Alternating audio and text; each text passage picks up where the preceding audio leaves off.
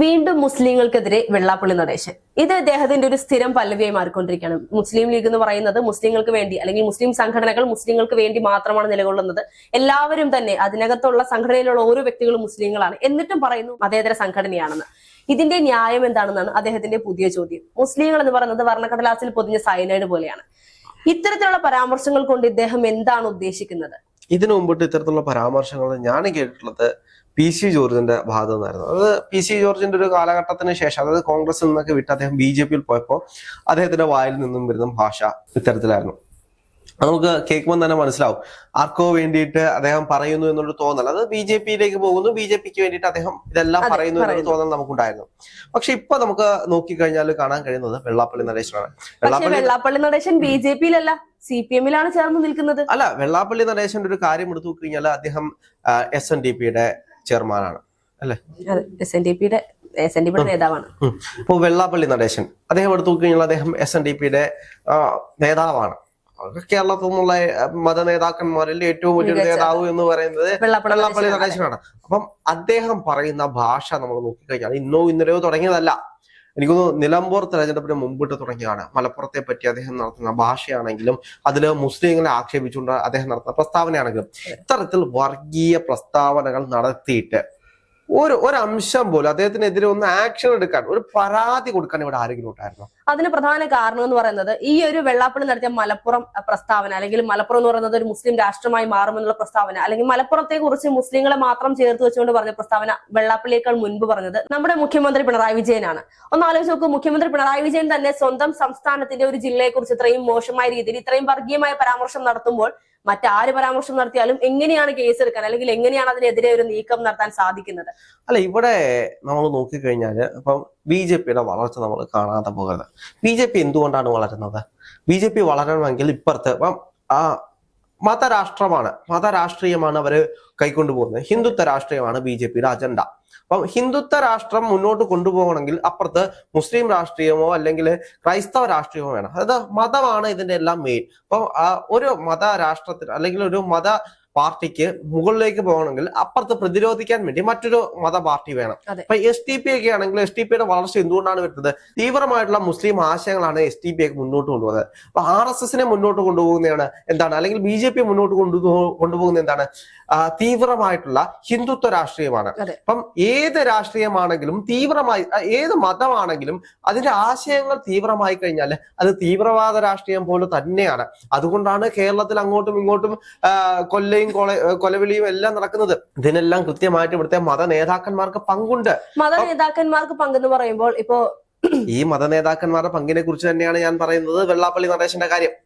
അതെ, കേരളത്തിലെ ഏറ്റവും വലിയൊരു മത നേതാവാണ് വെള്ളാപ്പള്ളി നടേശൻ. അദ്ദേഹത്തിന്റെ വായിൽ നിന്നും മുസ്ലിം വർഗീയത ഇത്രത്തോളം വരുമ്പോ ഇത് അദ്ദേഹത്തിന്റെ അണികളുടെ ഇടയിലേക്ക് ചെല്ലുകയല്ലേ? അതെ, തീർച്ചയായിട്ടും. അപ്പം SNDP എന്ന് പറയുന്നത് ഈഴവ ആയിട്ടുള്ള ആളുകളാണ്. അപ്പൊ ഇവരുടെ ഉള്ളിലേക്കല്ലേ ഇത് ചെന്ന് കയറുന്നത്?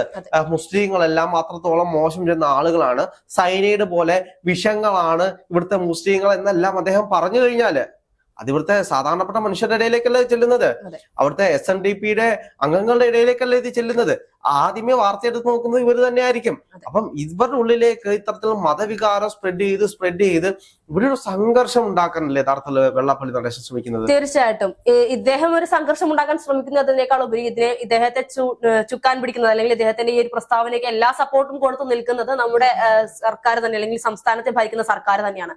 നമുക്കറിയാം പിണറായി വിജയനും വെള്ളാപ്പള്ളിയും ഇപ്പോൾ അഭി കൂട്ടുകെട്ടിൽ മുന്നോട്ട് പോകുന്നതൊക്കെ നമ്മൾ കണ്ടിട്ടുണ്ട്. ഈ ഒരു സാഹചര്യത്തിൽ വെള്ളാപ്പള്ളി ഏതൊരു പ്രസ്താവന നടത്തുമ്പോഴും ഇതിന്റെയൊക്കെ പിന്നിൽ പിണറായി വിജയൻ എന്താണോ പറയാനുള്ളത് അതാണ് വെള്ളാപ്പള്ളിയുടെ വായിൽ നിന്ന് വരുന്നത്. ഇതിനു മുൻപ് അയ്യപ്പ സംഗമത്തിന്റെ വേദിയിൽ വെച്ച് അദ്ദേഹം പറഞ്ഞത് നമ്മൾ കണ്ടിരുന്നു. ഇത്രത്തോളം പിണറായി വിജയനോളം അയ്യപ്പ ഭക്തന്മാർ വേറെ ഈ കേരളത്തിലില്ല, അല്ലെങ്കിൽ ലോകത്തെ ഉണ്ടാവില്ല എന്നുള്ള രീതിയിലൊക്കെയായിരുന്നു വെള്ളാപ്പള്ളിയുടെ പ്രസ്താവന. അതെല്ലാം തന്നെയും തല താഴ്ത്തി നിന്നുകൊണ്ട് അംഗീകരിച്ചു കൊടുക്കുന്ന പിണറായി വിജയനെയും നമ്മൾ പല ദൃശ്യങ്ങളിലും കണ്ടിട്ടുണ്ട്. ഈ ഒരു സാഹചര്യത്തിൽ വെള്ളാപ്പള്ളി എന്ത് പറയുന്നു അതെല്ലാം തന്നെയും പിണറായി വിജയന്റെ മനസ്സിലുള്ള കാര്യങ്ങളാണ്. നമുക്കറിയാം മുസ്ലിം ലീഗ് എന്ന് പറയുന്നത് സ്വാഭാവികമായും UDFിനോട് ചേർന്ന് നിൽക്കുന്ന ഒരു സംഘടന ആയതുകൊണ്ട് തന്നെ ഇത്തരത്തിലുള്ള പരാമർശങ്ങളിലൂടെ UDFിനെ കൂടി കരുവാരി തേച്ചുകൊണ്ട് കേരളത്തിലെ ജനങ്ങൾക്കിടയിലേക്ക് ഒരു വർഗീയത നിറച്ച് കോൺഗ്രസിനെ പോലും ഇല്ലാതാക്കാനുള്ള പുതിയ നീക്കങ്ങൾ പിണറായി വിജയൻ തന്നെ മെനയുന്ന തന്ത്രമാണോ എന്നൊരു സംശയമല്ലേ? അല്ല, പിണറായി വിജയന്റെ തന്ത്രമൊന്നുമല്ല ഇത്. ഇവിടെ ഒരുപാട് മനുഷ്യരുണ്ട് ഇത്തരത്തിൽ മതവികാരങ്ങൾ മനസ്സിൽ കൊണ്ടു സൂക്ഷിക്കുന്ന. മതരാഷ്ട്രീയം മനസ്സിൽ കൊണ്ട് സൂക്ഷിക്കുന്ന ഒരുപാട് നേതാക്കന്മാരുണ്ട്. അത് എല്ലാ പാർട്ടിയിലുമുണ്ട്, കോൺഗ്രസിലുമുണ്ട്, BJP-യിലുമുണ്ട്, CPM-ലുണ്ട്, എല്ലാ പാർട്ടിയിലുമുണ്ട്. അത് SNDP-യുടെ മാത്രമല്ല, ഇപ്പൊ NSS-ന്റെ ആണെങ്കിലും മറ്റ് ഏത് മതത്തിന്റെ ആണെങ്കിലും ഏത് ജാതിയുടെ ആണെങ്കിലും കൃത്യമായിട്ടുള്ള കാസ്റ്റ് പൊളിറ്റിക്സ് നമ്മുടെ കേരള രാഷ്ട്രീയത്തിൽ നിലനിൽക്കുന്നുണ്ട്. കേരള രാഷ്ട്രീയത്തിൽ മാത്രമല്ല, ഇന്ത്യൻ രാഷ്ട്രീയം തന്നെ എടുത്തു നോക്കൂ. ഇന്ത്യൻ രാഷ്ട്രീയത്തിൽ കാസ്റ്റ് പൊളിറ്റിക്സ് ഇല്ലാത്ത ഒരു സംസ്ഥാനം പറ, ഏതെങ്കിലും ഒരു സംസ്ഥാനം. എല്ലാ സംസ്ഥാനത്തും കാസ്റ്റ് പൊളിറ്റിക്സ് ഉണ്ട്. കാസ്റ്റ് പൊളിറ്റിക്സ് അല്ലെങ്കിൽ ജാതി പൊളിറ്റിക്സ്. ജാതി എന്ന് പറയുന്നത് ഇപ്പൊ കാസ്റ്റും ജാതിയും, ഇപ്പൊ ഞാൻ പറയുന്നത് ഇപ്പം താഴെ തട്ടിലേക്ക് വരുമ്പോ ഇവരുടെ ഇടയിൽ തന്നെ ഒരുപാട് കാസ്റ്റുകളുണ്ട്. ഇപ്പം ഹിന്ദു, ക്രിസ്ത്യൻ, മുസ്ലിം മാത്രമല്ലല്ലോ. ഇപ്പൊ പറഞ്ഞതുപോലെ തന്നെ ഹിന്ദുവിലാണെങ്കിലും മുസ്ലിമിലാണെങ്കിലും ക്രിസ്ത്യാനിയാണെങ്കിലും ഈ ഒരു മതത്തിൽ നിന്ന് അല്ലെങ്കിൽ ഈ പറയുന്ന തീർച്ചയായിട്ടും ഇതിനകത്തെല്ലാം കൃത്യമായിട്ടുള്ള കാസ്റ്റുകൾ അതിൽ നിലനിൽക്കുന്നുണ്ട്. ഇപ്പം ഹിന്ദുക്കളുടെ ഇടയിലാണെങ്കിൽ ഞാൻ പറഞ്ഞ പോലെ ഇത്തരത്തിലുള്ള നിരവധി കാസ്റ്റുകളാണ് നിലനിൽക്കുന്നത്, ഒരുപാട് കാസ്റ്റുകൾ. അപ്പൊ ഈ കാസ്റ്റ് പൊളിറ്റിക്സ് നിലനിൽക്കുന്ന എല്ലാ സംസ്ഥാനങ്ങളും ഇന്ത്യയിലുണ്ട്.